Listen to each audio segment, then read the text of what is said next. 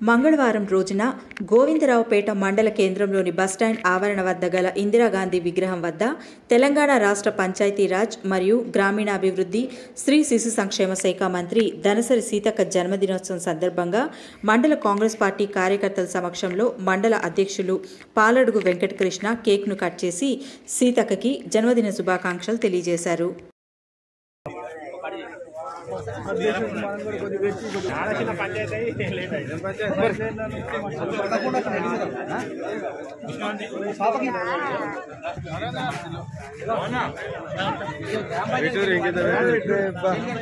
ఏంటిదిరా అనేది photo shooting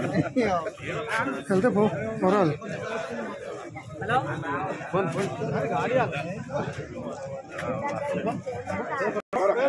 అయిపోలేదు మీరు ఇక్కడ కొద్దిగా సైడ్ ఉన్నాను అన్న, కొద్దిగా సైడ్ ఉన్నాను అటు మరి ఇటు ఇట్లా వెళ్తాంటే ఇట్లా ఉంటే ఎట్లున్నాయి కొద్దిగా ఇటు పక్కకు పక్కకు